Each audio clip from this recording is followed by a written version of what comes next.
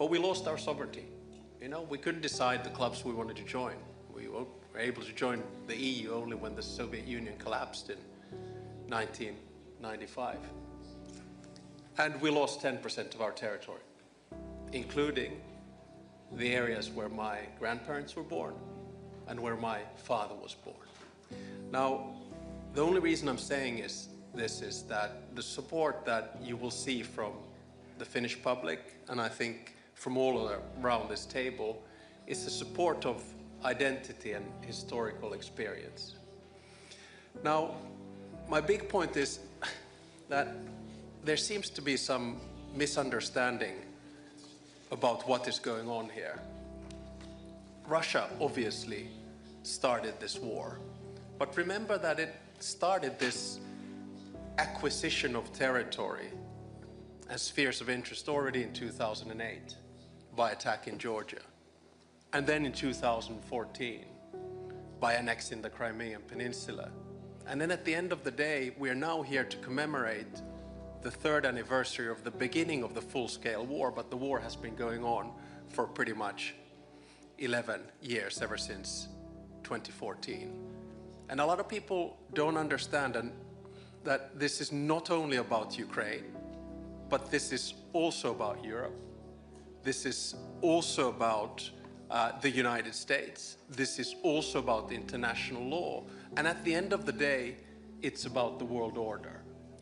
So if we now allow Russia to do what it wants to do, in other words, stop the existence of a Ukrainian state, then it's not only Ukraine that has lost, it's Europe that's lost, it's the West that has lost, and also the United States that has lost. And for those who doubt about this, let me say one thing very clearly. You cannot trust Putin. You cannot make a deal with Putin, because that means basically a deal also with China. I also say that for those who doubt, the only way in which Ukraine is going to fully win this war is that we continue the support that we have given you from the beginning. And I also say that if Russia gets what it wants now, trust me, it's not going to stop with Ukraine. We know that Putin will continue because his mind is one of imperialism and spheres of interest. So self-evidently, Finland will continue to support Ukraine for as long as it takes. We're the 5th biggest donor, GDP per capita. Let me finish off, however, by saying that I think in the past 2 weeks, we've been sort of a little bit lost. A new American administration has come in, and we have heard conflicting messages. I believe that we need to take the initiative back. And by that I mean to say that there needs to be something concrete on the proposal, on the table. So let me propose today something that I've spoken with you about and with many around the table. It's not a peace plan, but it's a sketch of a process. And that process, in my mind, goes very simply in 3 phases. The first phase is before the actual ceasefire. This is the phase when we put maximum pressure on Russia, including sanctions, including using the frozen assets, and of course, including continuing the military support for Ukraine. This is also the time when I think European leaders need seriously talk about security arrangements. And of course, the lead comes from Ukraine. You have the biggest land force and most experienced land force in Europe. But there needs to be support from Europe, and the backstop needs to come from the United States. All of this needs to be settled before a ceasefire is brokered, whether that's Easter or whenever, we don't know. The second phase is the ceasefire phase.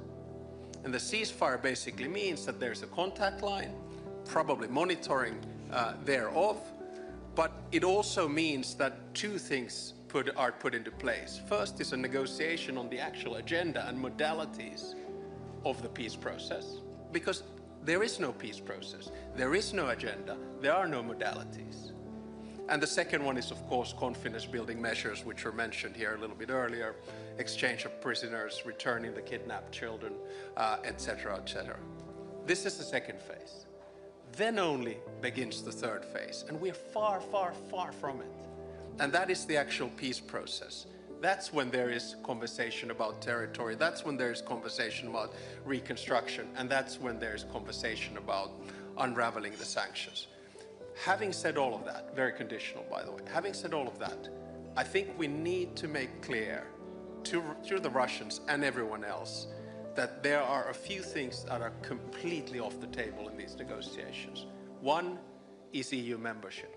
It is not Russia who decides on EU membership. It is the European Union who does that. Two is NATO. It is not Russia that decides on NATO membership. It is the alliance itself. Three is Ukrainian defense. It is not Russia that decides on what Ukraine has by its border, when, where, and how. And four, European security arrangements or order.